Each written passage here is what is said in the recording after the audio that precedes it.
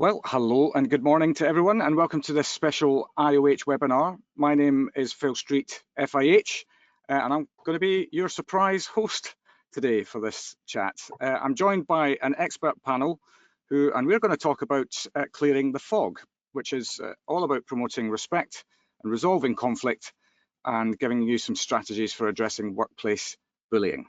But before we start, just a few housekeeping items to run through. Please do ask any questions. Use the function on your screen. We'll try and answer as many as we can in the time that we've got towards the end. We will aim to finish within the hour, just so we can all get on with our days, as it were. And remember that you can use this next hour towards your CPD hours and to record this in your CPD area on your members' dashboard. Today's webinar will be filmed and placed on our on-demand channel on the IoH website soon, so you can all watch this back when you need to. So without further ado, let's start by introducing our panel. And I'll ask James to go first. Morning, Phil. Thank you very much. My name is James McComas. I'm the General Manager at Champneys Eastwell Manor in Kent. We are a 74-bedroom country house hotel and spa, part of the Champneys Group. Fantastic. We are very, very welcome. And then we also have, you can't probably see her, but we hope you can hear her, Vandana Das. Hi everyone, and thanks Phil. So my name is Vandana Das. I'm the Managing Director and a Senior Solicitor at Davenport Solicitors, which is a specialist HR, employment and immigration law firm. Superb. Well, you're very, very welcome, and even more so because you've been having some mild technical difficulty to get here. So yes, huge congrats for getting here, I think. And yeah, so we're, as I mentioned at the beginning, we're going to discuss promoting respect and resolving conflict, strategy for addressing workplace bullying. Workplace bullying isn't just a personal issue. It can be a productivity killer, a moral destroyer, a morale, well, and moral, it is a moral destroyer as well, and a roadblock to success. In today's session, we'll uncover powerful strategies to promote respect, diffuse conflict, and build a workplace where everyone feels valued and safe. Because when respect thrives, obviously so does your organization. So let's just dive in. I'm going to come to you, Vandana, first. Can you help us define what is workplace bullying?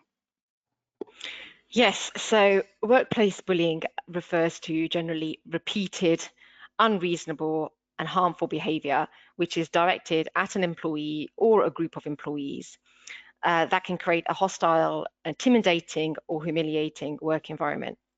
And it can include various mistreatment, and it includes things like verbal abuse, personal attacks, spreading rumors and gossip about employees.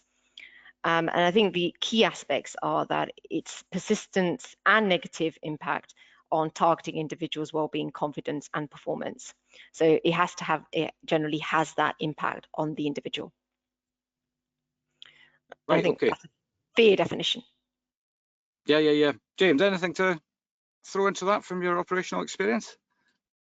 I mean, not in terms of sort of technical definitions, but I think the key focus points from an operational perspective there are the repeated nature of it and the intent as well. You know, when we look at sort of the environment in which we operate in, then you know, there's a lot of direct interactions between individuals, between teams, etc. It's often fast-paced. It's often you know, pressurized, and the that nature of once communication or offensive communication or offensive behaviours is established and then becomes repeated, that's when you really get a bullying issue. Most people in most environments will take an individual occurrence, you know, and normally chalk it up to, you know, moments of pressure or whatever, and everybody's fine and moves on. But as soon as you start getting repeated issues, then that's when people start to get really impacted by it, and that's when you begin to get a real problem on your hands. Yeah, I mean, I would say as well, there's probably two things to look at here around this point in terms of being able to identify it. One, we need to be able to define it, which we kind of have. But two, there's two things, I suppose, from my own perspective. If you're an individual experiencing it, that's one side, you can identify it probably.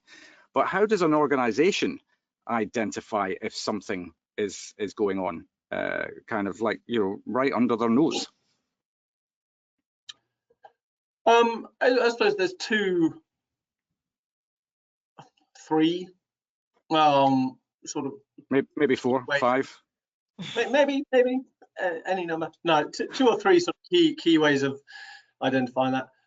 First and foremost, you know, the black and white version of it is, if you're seeing grievances coming across your desk, you've got an issue.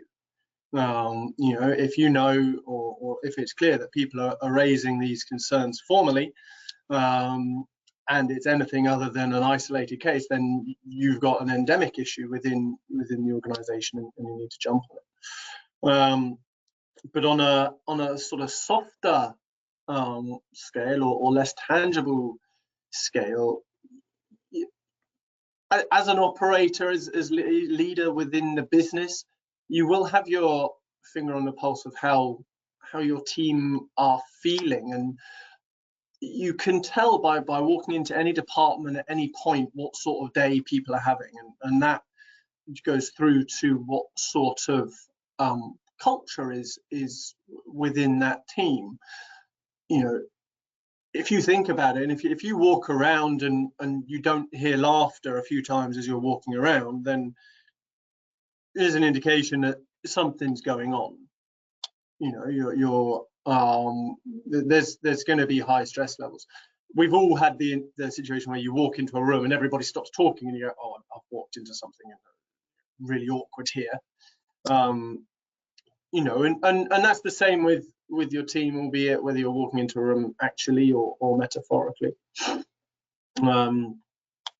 So yeah, I mean, there's so many different metrics that you rely on as an operator, whether it's that feeling as you're walking around, whether it's things like team engagement surveys, whether it's things like the number of grievances that are being reported.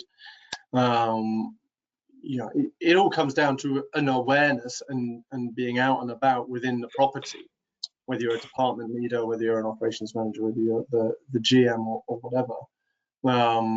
You know, if you're stuck within four walls in an office only looking at a laptop screen or bits of paper, then chances are you're going to miss these things.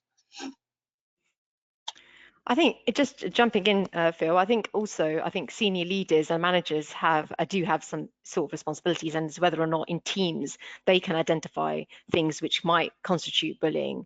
I mentioned, obviously, you know, things like verbal abuse. I mean, that's probably quite a blatant possible act of bullying, but there could be other things which are not so obvious. So things like excluding someone out of meetings, or leaving them out of conversations or group activities.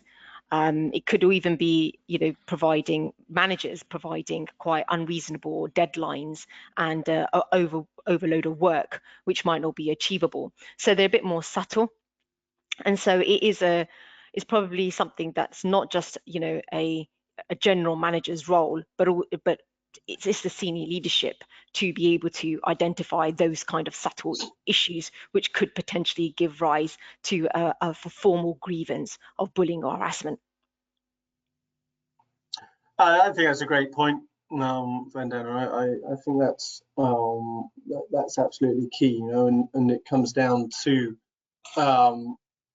ultimately an expectations game that is set from the top and flows throughout your management team, doesn't it? You know, the expectations, particularly when it comes to the way that, you know, people in more senior roles are behaving and distributing tasks or holding people to account or anything like that.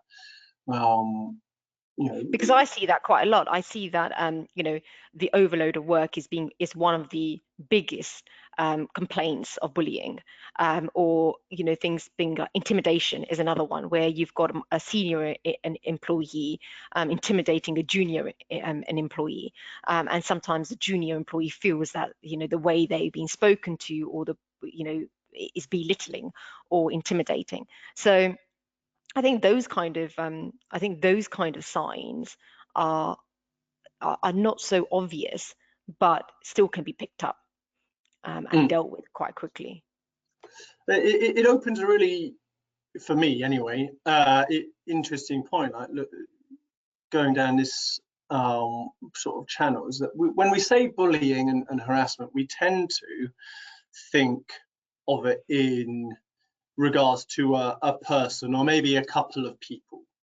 But you mentioned in your opening, your opening definition about it being with regards to a group of people, and that provides a really interesting sort of conversation piece, I think, when we're looking at particularly higher senior management and their behaviours towards, say, entire management teams or entire teams of heads of department, etc., and creating that culture where, the overworking and the massive task lists, are expected. Yeah, and at the end of the day, there is going to be some sort of pressure in any kind of role. They need to get the job done ultimately. So, if obviously there's a deadline and everybody's treated the same, it's a team effort. But I think it's about, and it's, I don't want it to seem like, well, managers can't give their the team targets and reasonable deadlines. I think the issue is when there's unreasonable deadlines and an excessive workload, or giving them tasks which are actually outside their capabilities. And so that's the difference in terms of just managing expectations, knowing that they can do the job and saying, okay, well, this is a deadline, compared to, well, this, I know that they can't do the job, and basically setting them to fail. Yeah, absolutely. Excuse me. So we've identified that there may be an issue. How do we go about addressing that? And I think there's probably, again, there's two things in play here for me. One is a proactive approach as much as you can. Humans are humans at the end of the day. There's probably always going to be situations that arise just because of the world situation that they happen to be in, their own pressures that they're going through, etc., etc. So there's the proactive element and the reactive element in terms of how do you address both of those things?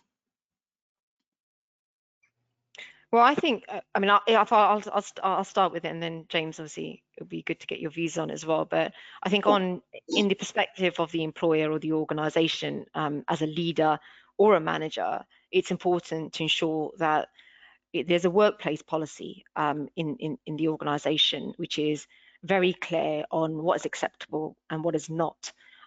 Very clear on what the bullying policy is, and also highlights that the employees should feel safe in reporting any incidents that occur. The perpetrator and the victim, or shall I say the alleged perpetrator and the victim, should feel safe and know that they're going to be supported, and and senior managers should really listen to both sides of the story and then inform them of their rights. So that could potentially be the formal grievance procedure. It could also be the formal disciplinary procedure, because if after the investigation it is found that there is a case to be heard, it may be an organisation's decision that it escalates to a disciplinary procedure, in which case that disciplinary procedure that disciplinary policy should be clearly outlined in potentially a staff handbook, and then should be followed. I agree absolutely with all of that, Vandana. I think it really a lot of it will come down to how the issue is presented.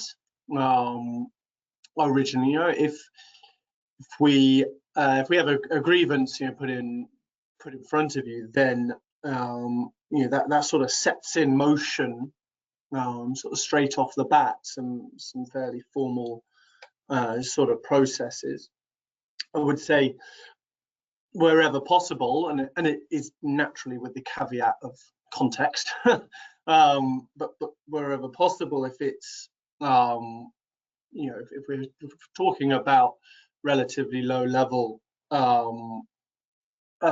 sort of occurrences, then trying to keep things towards a mediation sort of environment mediation outcome is generally preferable for everybody, because so many times these situations can and will come down to, he said, they said, and it's very, very opinion driven. Of course there are instances where you've got stuff on CCTV or witness statements or anything like that, and that can really help clarify things. But quite often, these do come down to matters of opinion, and those in particular are come back to expectations and people having differing expectations on how they may be received or perceived or spoken to, etc. What one person deems as a bit of fun and a bit of banter, and the other person deems as deeply offensive. In environments where we are so multicultural and with differing different ways of people being brought up, etc. It's often, at least certainly I've found throughout my career, it's often tempting for people to try and jump straight into full-on disciplinary processes. But if you avoid that mediation, then you may solve the occurrence that you're dealing with. You may solve that particular problem, but what it won't do is contribute anything towards your culture within the organization necessarily. And people have got to be able to feel that they can say their piece, and including the alleged perpetrator, put forward a reasonable conversation, explain their position, explain what they meant, etc. So I think ensuring there's a strong mediation process as well, ensuring you've got a strong mediation skill set within your leadership teams or your management teams is really important for dealing with these as well. And I think even if you can actually just approach both individuals or just have a discussion with the individuals on an informal basis. Obviously, that's obviously ideal. So try to resolve which don't go down the formal route. So you can even look at perhaps if the concern is in relation to a manager, whether or not it's possible to move the individual to another manager, and can they still continue doing their job. So there are things that they can do which are agreeable between both individuals or both parties, to kind of move forward and ensure that the victim is happy as well. And obviously, yeah, I agree. I think obviously if things can be done informally, that's obviously the best solution. It's only when it can't be done informally and that even the victim's not happy with the outcome that they then need to be pointed to the formal processes. Yeah, I think it's always a really interesting point for me when if ever dealing with a grievance case, is the initial point where you sitting down with the victim, and it's the question of what is it you actually want out of this process, and that on the occasion that happened, it's always a really interesting answer, because it's so, like I was saying earlier, it's so easy to think that people want to go straight down disciplinary routes and straight to formal action and straight to this person losing their job or whatever, and oftentimes it's a lot softer than that, and people do just want to get along, and they do just want to feel comfortable, and they do just want to have a sit down and sort of chat it out. Well, given people spend the majority of their lives in, in the workplace, what they'd want to do is be happy at work.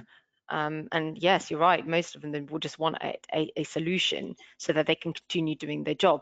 But as I said, one of the things that I see a lot is the possibility of moving people to different departments, because sometimes the issue is actually with a manager, and sometimes maybe the manager needs some help in terms of polishing up on skills, in terms of knowing how to manage, because some people just fall into a role which is which means that they're managing or leading staff but haven't had no formal training. So it could be that the organizations can see that there's a skill set missing, and perhaps put the manager on some training to support them in their role. That could be something that organizations consider as well. Absolutely.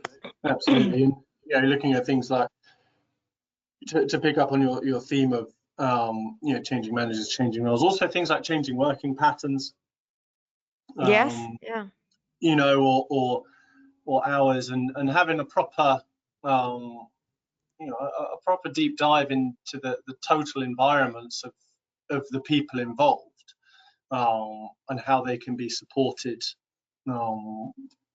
Otherwise, it doesn't just sort of stop at hard skills.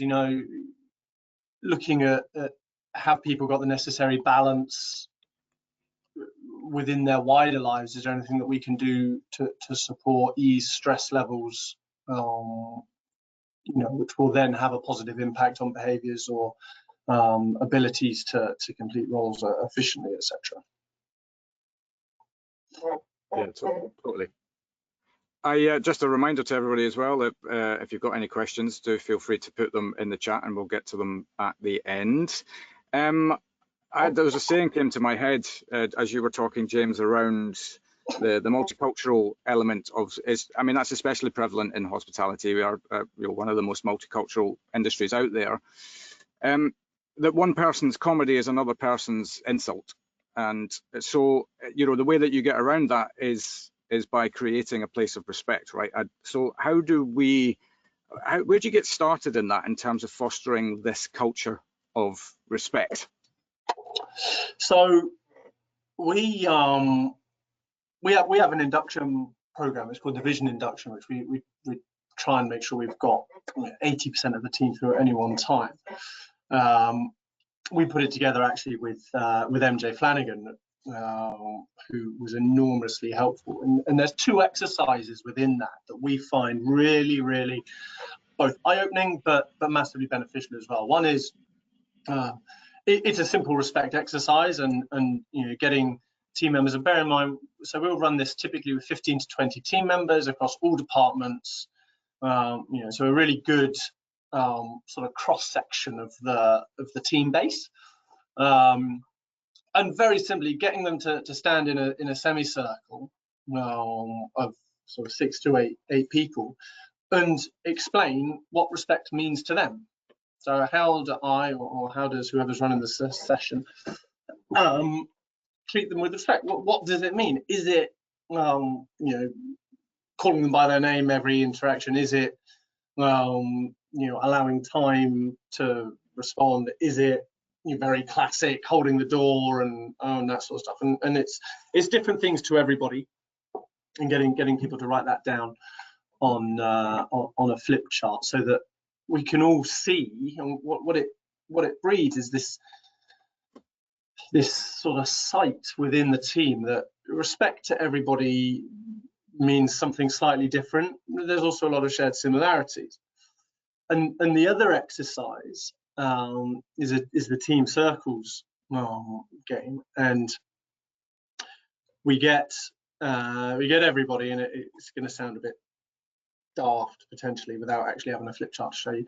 I wouldn't expect anything less from you, James.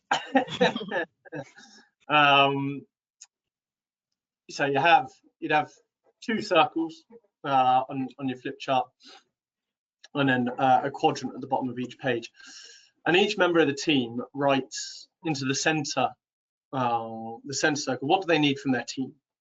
What do they need from their teammates to feel like they're enjoying their job, feeling that they're able to do the best of their job? The outer circle is then 2 passions. The bottom quadrant, one of the bottom quadrants, is then a tradition, and the other quadrant is a dislike. And what it does over time, and I mean, we've got a massive A1 sheet, 3 A1 sheets of paper with it on now, and what it does is really highlight the similarities between everybody.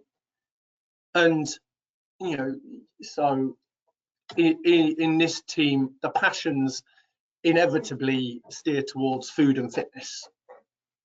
There's a bit of music, there's a bit of dance, that sort of thing. But you know, out of 146 employees, there's a significant trend of food and fitness. And then you know, traditions are always family focused. You know, it might be a Sunday lunch with the kids, it might be something to do at Christmas time or whatever. But what it does is highlight to anybody who's looking at that flip chart, is highlight quite how much we all have in common. And it's not about creating a positive culture, isn't about stamping out negative, so to speak. It's not about stamping out differences. It's about celebrating togetherness and celebrating the commonalities between us. And if we, and by doing that, and that combined with the respect exercise, it creates the best opportunity for a culture of positivity and respect to flourish. I love that. I mean, you didn't have the board there to show us, but you did depict it well.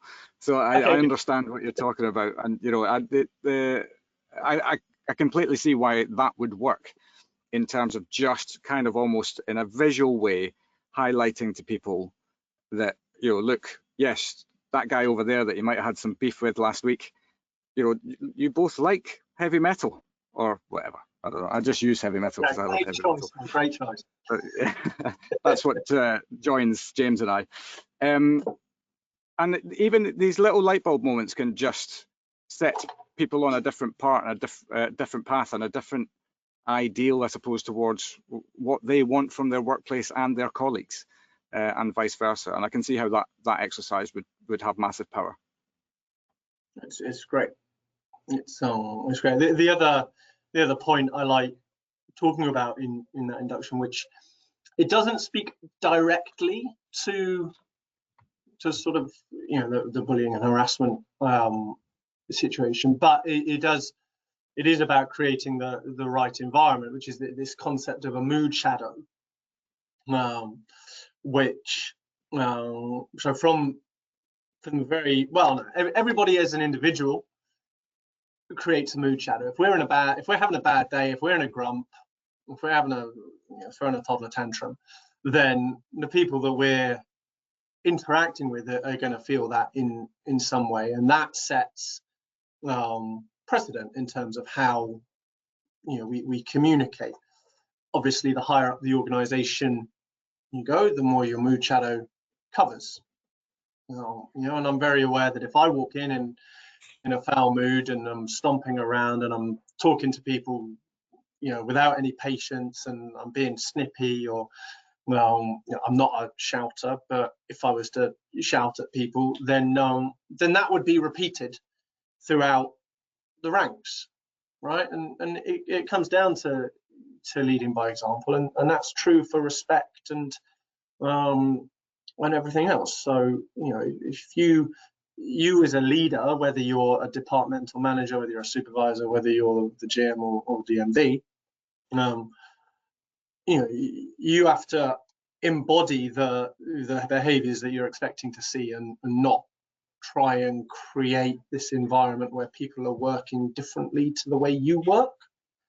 Because if you try and say, oh, I want to have an organization full of respect with no bullying and no grievances or anything, and then you walk around bawling people out like a hairdryer, then it's probably not going to work very well. Yeah, we could probably all recount moments in our career whereby we've had a leader, in inverted commas, who has, I remember one that used the phrase, don't do as I do as I say, which is just a a wonderful Pretty sure way that's to from kill Dusk any Till Dawn, isn't it? respect. Yeah. That's a George Clooney quote from Dusk Till Dawn. Oh, is it? Is it? Oh, there we are. There we are. I think, but yes, anyway, I digress. Yeah, sorry, Vandana, were you going to say something? No, it wasn't. No, sorry. This is what the problem of not being able to see you. I'm sorry. Can't get the visual cues.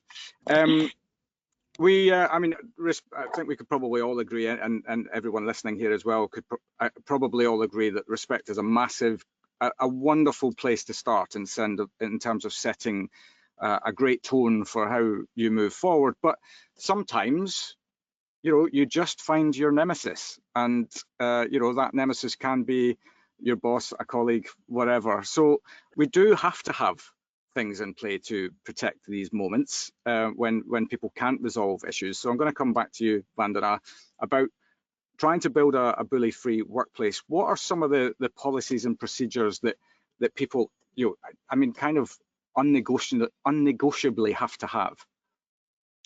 I think the key policy has to be an anti-bullying policy, which sets out what the company's position is on dealing with bullying and harassment.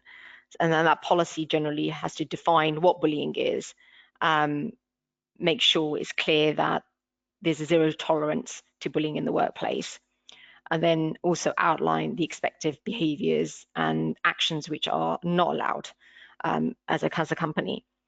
And then we've already mentioned the investigation and the disciplinary procedures, which are key because they're formal processes which employees need to have access to. Investigation procedures need to make sure, you need to make sure that they're fair, they're impartial, and they're carried out in a timely manner. So it shouldn't be stretched over weeks and months. Organizations need to be dealing with it within a specified time frame. And I always say, your biggest friend is your documents, to make sure that, you're documenting every meeting, any conversation, emails, letters. They all need to be, securely filed, because if it does escalate into something more serious, like defending the complaint in an employment tribunal, that your lawyers are going to ask for documents and evidence, and you can actually present them without no hesitation. And then I would say training and education, because James mentioned about having quite a diverse workforce, and therefore people have different cultures, different backgrounds, and so it's so important to make sure that everybody receives the same kind of training, so they understand what's required of them, what they can and they can't do, and make sure it's regular, and mainly for management to easily recognize the signs of bullying. And then I would say that, once you have your policies in place, don't just keep them for several years. Review them on a regular basis. Perhaps ask for employees to provide their feedback to make sure that they're actually effective. And then we've really spoken about, making sure that you foster respect and inclusivity, and also leaders modeling that behavior as well, because if they do it, then their team members would obviously replicate that as well. And then finally, just make sure that staff the policy states that staff feel supportive, and they should be encouraged to raise any issues of bullying without the fear of retaliation. And that's very important, because if they feel that there is going to be retaliation after they've raised a concern, that's going to have a knock-on effect on morale, confidence, and also not having that open door policy in terms of when they can actually come to you and just talk to you. So those are the kind of key elements that I think are necessary to build a bully-free workplace. Yeah, I think those are all great points, Vandana. I would say that one point to add with regards to the policies, and it sounds a bit blasé to say, but is for operators to make sure that their policies are available and that people know where they are. Mm-hmm. It sounds daft, but I'm sure a lot of operators listening will have been in an environment or been in situations where they're saying, oh well, look, we've got this policy, maybe it's bullying, maybe it's harassment, maybe it's anything, we've got this policy, and the people on the other side of the desk saying, well, I didn't know that was there, I didn't know where that was, how do I find it? It's pointless having a policy that's buried on a shared drive that nobody knows how to get to. It's pointless having it in a staff handbook if you're not distributing staff handbooks on people's first day.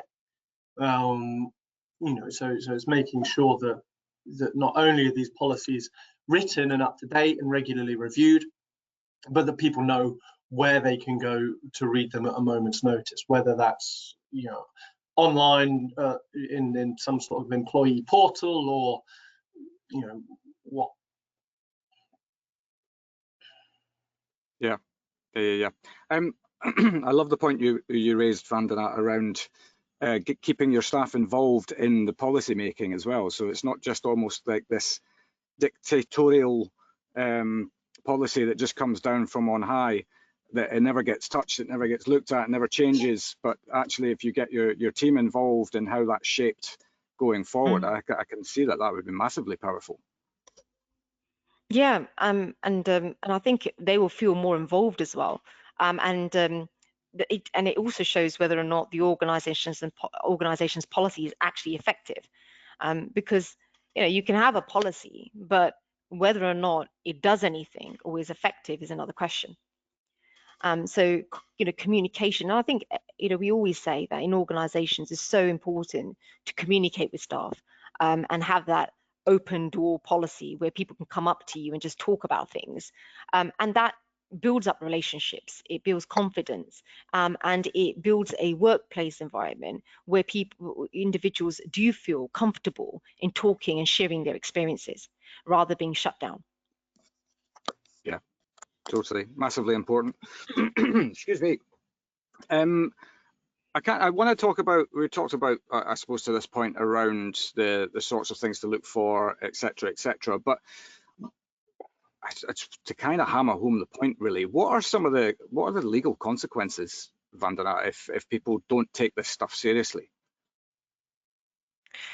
Yeah, well, the failing to address it can be quite damaging to businesses, and obviously there's going to be serious or there could be some serious consequences for both employers and employees, and mainly for employers, they could face tribunal claims. And now, although bullying isn't a standalone claim, if it falls under one of the protected characteristics, like sex, race, disability, and so forth, they could claim harassment under those protected characteristics. So there's a possibility of a tribunal claim, as well as financial penalties and reputational damage. So they could obviously, if it goes to a tribunal, it and there's a judgment, that becomes public knowledge, and so the business's details, the case, will both be accessible by the public. And also, as you said, it's the morale of the employees. There is going to be damage to their morale, and if the employee does bring a claim, they don't necessarily have to leave the organization. So therefore, you potentially have an individual who has brought a claim or lodged a claim against the employer, but still is employed. So although there shouldn't be any, there shouldn't be any kind of victimization, you can imagine that there's going to be a level of not uncomfortableness. Yeah, So it's pretty horrible. Yeah, exactly. So there's that issue that the businesses will have to deal with. So it's not hard. It's not hard, but it's obviously it takes time to start putting that all in place, and continuing to put that in place to avoid potential claims and reputational damage. Yeah, and that the evolutionary point is also important to not just sit on your hands with what you've got, right? Is to constantly be looking at it. What could be better? What's changed in the world that we need to address with our anti-bullying policy? Yeah, and some people might already have that, but then it's about, okay, well, how long has it been since we've looked at it? And are we doing what it says? Because you've got people who've, organizations have policies, but when they get an issue, they don't have to deal with it. And the first point of call is, okay, let's look at the policy. And because the whole idea of the policy is that it gives you a step-to-step guide of what you should do in these circumstances. And that means that it's fair for the employee and the employer, and they both know what the process has to be. And what else can they do? So businesses grow.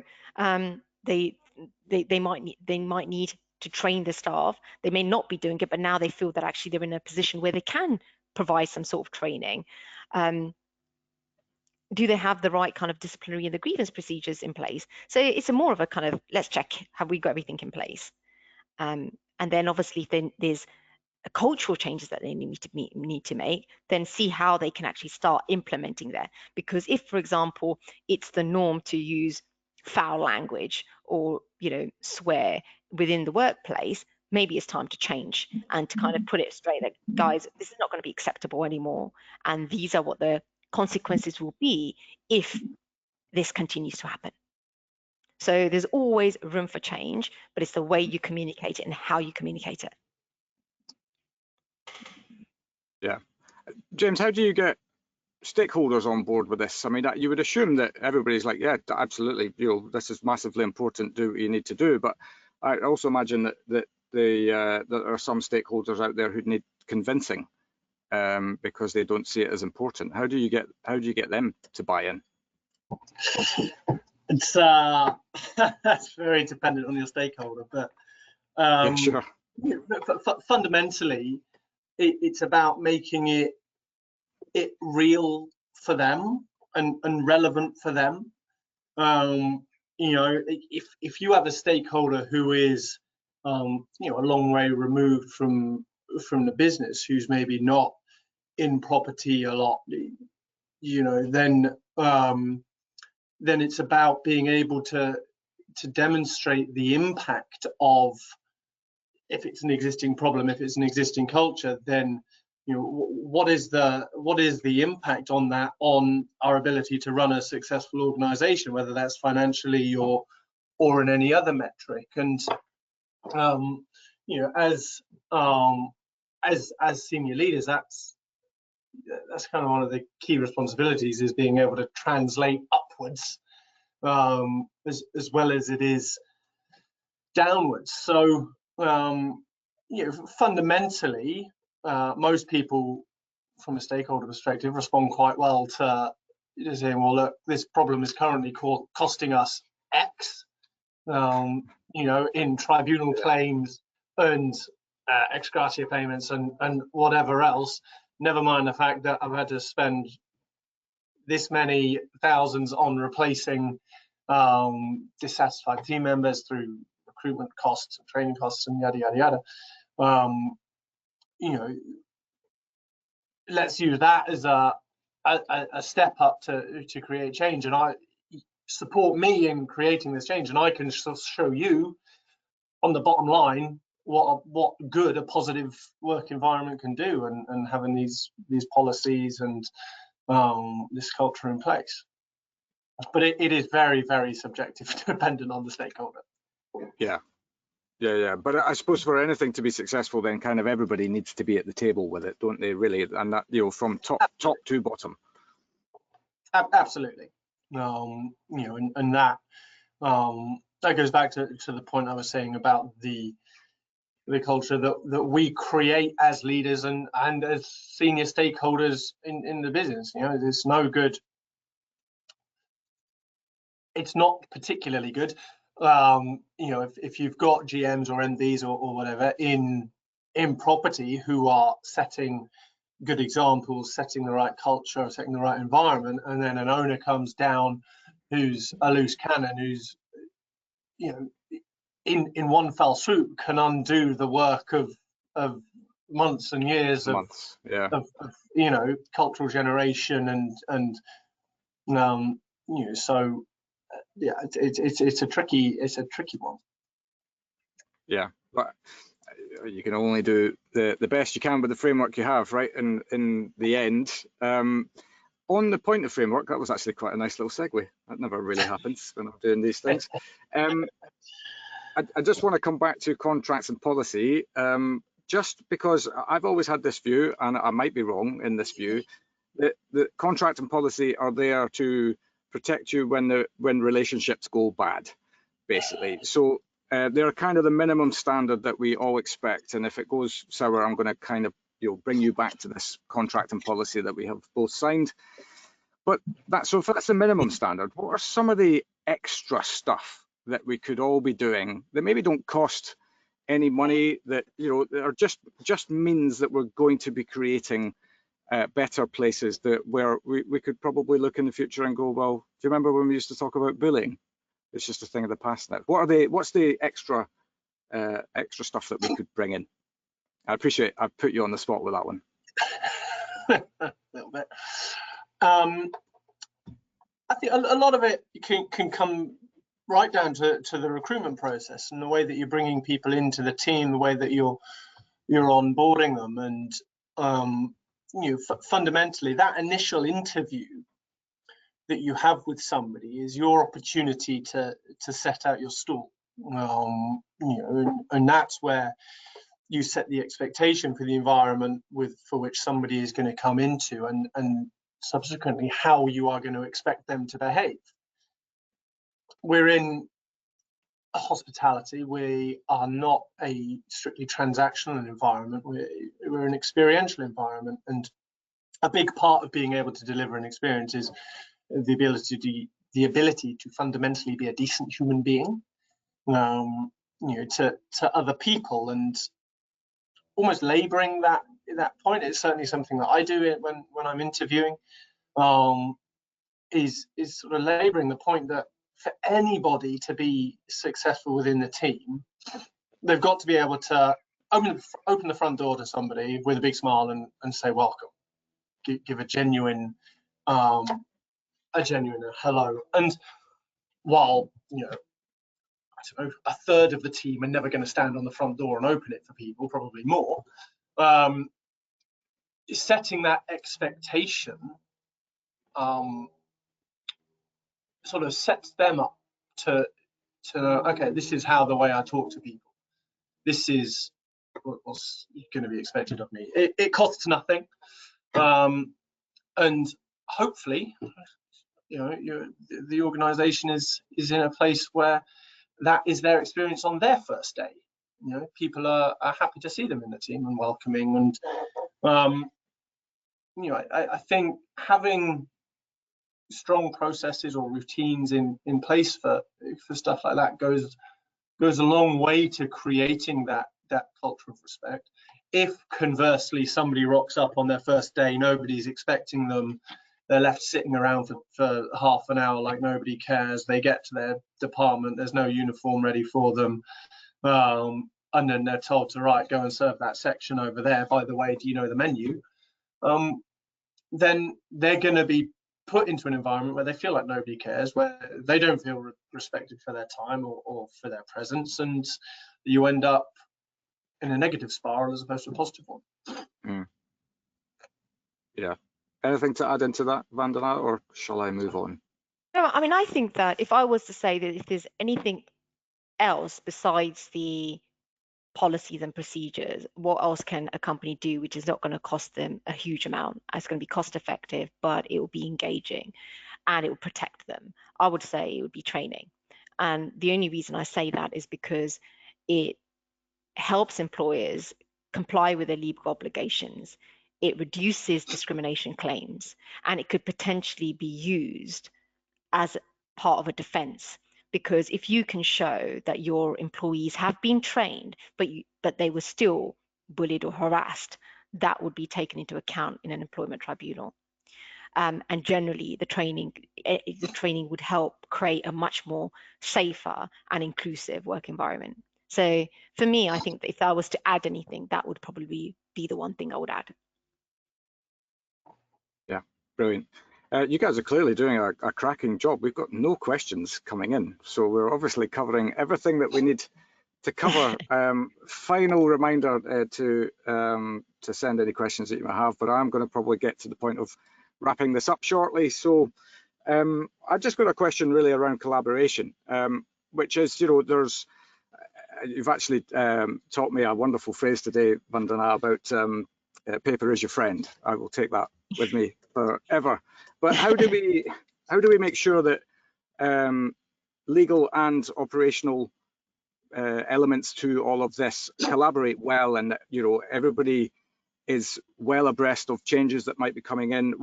What steps can we take to ensure that, as an industry, I suppose, that we're just doing really well in that?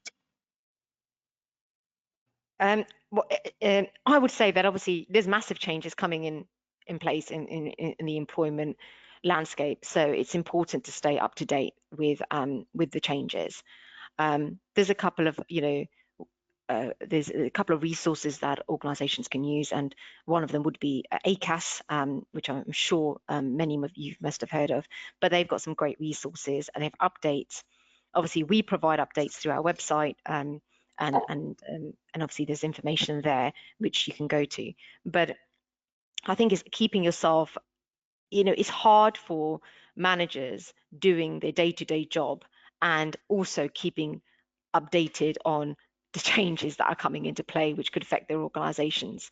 So it is important that they take some time out of their weekly or their monthly work life to just dedicate to say, okay, well, let me just keep abreast of it, because if there's an issue, the chances are employees will go out and research, and they will basically know their rights, maybe more than a manager would. So it's so important for them to keep up to date with it. James, from an operator's perspective, anything to add in? I think Vandana pretty much nailed that. It's a fast-moving landscape. As operators, we typically have some sort of HR function to support us, to making sure that you've got clear and open lines of communication with them, and to sort of tie into Vandana's point is not to exclusively rely on HR. It's very easy as operators to take these issues and palm them off. You need to say, oh, it's an HR issue now, whether you've got HR on site or HR as a centralized function. But the reality is you'll be a lot more effective if you've got a strong skill set in that arena yourself. And so yes, making use of whatever tools you can to stay up to date. Things like certainly most chambers of commerce will run employment law update meetings and networking sessions and stuff like that. So taking advantage of that sort of thing to keep abreast of the information, even if ultimately you are going to be relying on an HR support function for the final guidance, is important. Yeah, absolutely. Any other further reading, next steps that people can take if they want to learn more about this? Any suggestions before we wrap it up? I think I've obviously indicated ACAS. I mean, ACAS is quite a helpful resource, and as I said, you can generally get information from them on updates, and even they've provide some resources which you could potentially use. And keep, as I said, we've got things on our website which we provide guidance on. And as always with the IoH members, if anybody's got any questions that they want to put forward to me, then I'm more than happy to kind of provide some guidance on that, and they can get that from IoH. Fantastic. Well, look, thank you, guys. There's no questions come in, so you're off the hook. Although I did give you some extra questions, so I appreciate you answering those truthfully and honestly. Before we close, a massive thank you to you both for giving up your time for this. I think there's a lot of interesting takeaways there, and even maybe just a back to basics approach can be your friend in something like this, and there's definitely a lot of things that people could take forward with them. A quick reminder for everybody who is listening that don't forget to log this webinar as part of your CPD on the CPD portal via the members dashboard. And that brings us to the end of today's webinar. So I hope you all got something out of that and found some valuable takeaways. And thank you for joining us, and wish you a wonderful rest of day. Thank you so much. Thank you very much, Phil. Have a lovely day too. Take care. Bye-bye. Take care, Mandana. Bye-bye. Bye, you too.